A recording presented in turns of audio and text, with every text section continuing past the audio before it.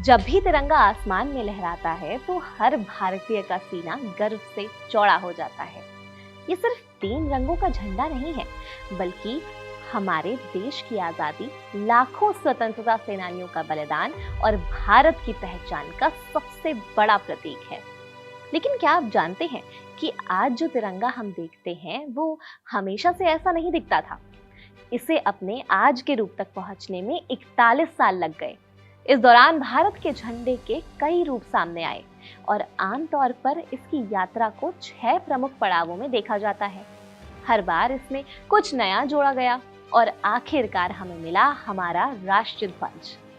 आज के इस वीडियो में हम जानेंगे कि भारत का पहला झंडा कैसा था, उसमें चांद और सूरज क्यों बने थे, चरखा कब आया था, अशोक चक्र क्यों जोड़ा गया था और आखिर हमारे तिरंगे के हर रंग का मतलब क्या होता है। साथ ही जानेंगे तिरंगे को लेकर आज क्या नियम है और आम नागरिक इसे कब और कैसे फहरा सकते हैं। भारत का पहला झंडा 7 अगस्त 1906 को कोलकाता के पारसी बागान स्क्वायर में फहराया गया था।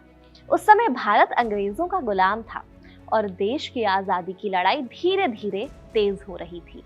लोगों को लगा कि देश की एक अलग पहचान होगी। इस सोच के साथ एक झंडा सामने आया। ये झंडा आज के तिरंगे से बिल्कुल अलग था। इसमें ऊपर हरा, बीच में पीला और नीचे लाल रंग था। बीच में बड़े अक्षरों में वंदे मातरम लिखा हुआ था। झंडे के ऊपर की पट्टी पर 8 कमल के फूल बने हुए थे, जिन्हें भारत के अलग अलग प्रांतों का प्रतीक माना गया था। नीचे की पट्टी में एक तरफ सूरज और दूसरी तरफ चांद बना हुआ था। यह भारत के शुरुआती राष्ट्रीय झंडों के रूप में से एक था और इसने स्वतंत्रता आंदोलन को एक दृश्य पहचान देने का काम किया था। इसके बाद साल 1907 में दूसरा महत्वपूर्ण झंडा सामने आया था। इसे मैडम भीकाजी कामा और उनके साथियों से जोड़ा जाता था और 22 अगस्त 1907 को जर्मनी के अंतर्राष्ट्रीय समाजवादी सम्मेलन में इसे फहराया गया था। ये खास इसीलिए था क्योंकि पहली बार भारतीय स्वतंत्रता आंदोलन से जुड़ा झंडा विदेशी धरती पर अंतर्राष्ट्रीय मंच के सामने दिखाई दिया था। इस झंडे में ऊपर नारंगी, बीच में पीला और नीचे हरा रंग था और बीच में वंदे मातरम लिखा हुआ था। ऊपर 7 तारे बने थे, जिन्हें सप्तऋषि का प्रतीक माना जाता था। नीचे सूरज और चांद भी बने हुए थे।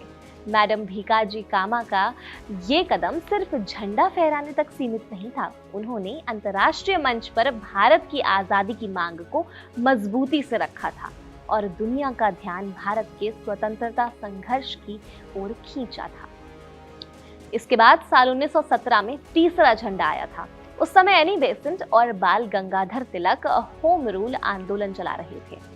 इस झंडे में 5 लाल और 4 हरी पट्टियां थी। ऊपर के कोने में ब्रिटेन का यूनियन जैक भी बना हुआ था। साथ में 7 तारे और चांद सितारा भी थे। ये झंडा उस दौर की राजनीतिक परिस्थितियों को भी दिखाता था, लेकिन इसमें यूनियन जैक होने की वजह से ये झंडा ज्यादा लोकप्रिय नहीं हो सका था। इसके बावजूद भारतीय झंडे के विकास की कहानी में इसका एक अपना ही महत्व है। अब बारी आती है चौथे झंडे की। साल 1921 में विजयवाड़ा में कांग्रेस के अधिनिवेशन के दौरान पिंगली वेंकैया ने एक नया झंडा प्रस्तुत किया था। पिंगली वेंकैया एक ऐसे व्यक्ति थे जिन्होंने भारतीय राष्ट्रीय ध्वज के डिजाइन पर गंभीरता से काम किया था और बाद में उनका नाम तिरंगे के डिजाइन से हमेशा के लिए जुड़ गया था। शुरुआत में उनके झंडे में सिर्फ 2 रंग थे, लाल और हरा, लेकिन महात्मा गांधी ने सुझाव दिया कि इसमें सफेद रंग भी होना चाहिए था ताकि भारत के सभी समुदाय का सम्मान हो सके और शांति का संदेश भी मिल सके। गांधी जी ने यह भी कहा था कि झंडे के बीच में चरखा बनाया जाए। चरखा उस समय सिर्फ सूत काटने का साधन नहीं था, बल्कि आत्मनिर्भर भारत, स्वदेशी आंदोलन और मेहनत का सबसे बड़ा प्रतीक बन चुका था। अंग्रेजी शासन के खिलाफ चल रहे स्वदेशी आंदोलन में चरखे का बहुत बड़ा महत्व था। गांधी जी लोगों से विदेशी कपड़ों का बहिष्कार करने और खादी अपनाने की अपील करते थे। इसीलिए झंडे पर चरखा लगाना भी एक तरह से आर्थिक और राजनीतिक स्वतंत्रता संदेश था। यानी देश की आजादी सिर्फ अंग्रेजों से राजनीतिक मुक्ति नहीं थी, बल्कि अपने पैरों पर खड़े होने की कोशिश भी थी। इसके बाद साल 1931 में 5वां झंडा आया था। ये ध्वज के इतिहास में बहुत खास साल था, क्योंकि इसी दौर में एक ऐसे झंडे को अपनाने की जरूरत पर जोर दिया गया था जो राष्ट्रीय आंदोलन की पहचान बन सके। इस झंडे में सबसे ऊपर केसरिया, बीच में सफेद और सबसे नीचे हरा था। बीच में चरखा बना हुआ था। यही झंडा आगे चलकर आज के तिरंगे का आधार बना था। हालांकि उस समय भी ये आजादी के आंदोलन का झंडा था। स्वतंत्र भारत का आधिकारिक राष्ट्रीय ध्वज अभी तय नहीं हुआ था। 1931 के बाद अब आता है सबसे ऐतिहासिक दिन, 22 जुलाई 1947। इसी दिन संविधान सभा ने भारत के राष्ट्रीय ध्वज को मंजूरी दी थी। देश आजाद होने वाला था और अब जरूरत थी ऐसे झंडे की जो स्वतंत्र भारत की पहचान बने। इसमें रंगों का क्रम केसरिया, सफेद और हरा रखा गया था, लेकिन चरखे की जगह अशोक चक्र को रखा गया था। अब यहाँ आपके दिमाग में एक सवाल जरूर आया होगा कि आखिर चरखे को हटाने की जरूरत क्यों पड़ गई। दरअसल चरखा महात्मा गांधी के स्वदेशी आंदोलन का बेहद महत्वपूर्ण प्रतीक था, लेकिन राष्ट्रीय ध्वज को पूरे भारत और भारतीय राज्य की व्यापक पहचान बनाना था। इसलिए चरखे की जगह अशोक चक्र को चुना गया था। अशोक चक्र किसी एक राजनीतिक आंदोलन से जुड़ा प्रतीक नहीं था, बल्कि भारत की प्राचीन विरासत और धर्म चक्र की परंपरा से जुड़ा हुआ था। यही हमारा आज का तिरंगा है।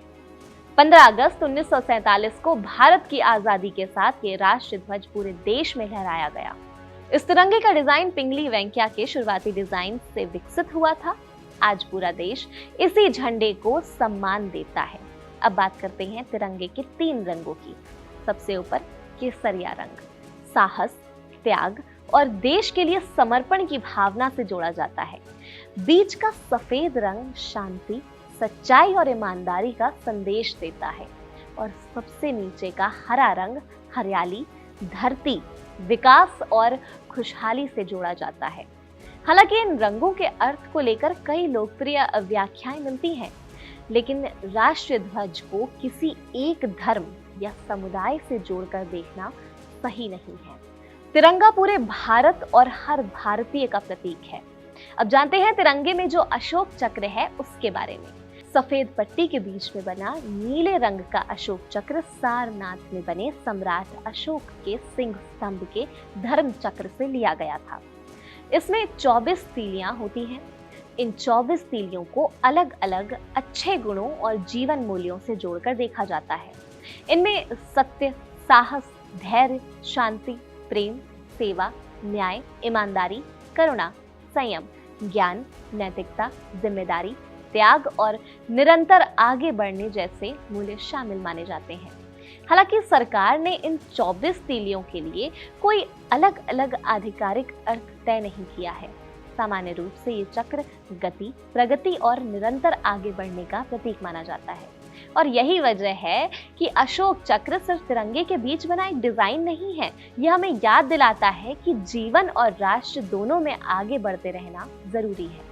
ठहराव को विकास का रास्ता नहीं माना जा सकता है और भारत भी लगातार आगे बढ़ना है और इसी सोच को अशोक चक्र अपने भीतर समेटे हुए है।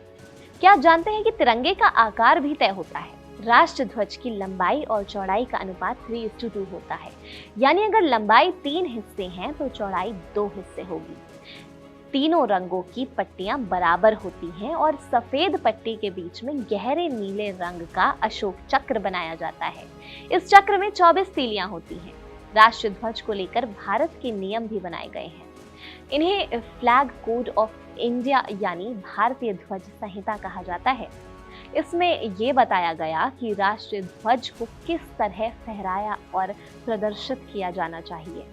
पहले आम नागरिकों के लिए हर दिन तिरंगा फहराने की व्यवस्था आज जैसी नहीं थी, लेकिन 26 जनवरी 2002 से भारतीय ध्वज संहिता में बदलाव के बाद आम नागरिकों को अपने घर, कार्यालय और अन्य स्थानों पर तिरंगा फहराने की अनुमति मिल गई थी, बशर्ते ध्वज की गरिमा और नियमों का पालन किया जाए।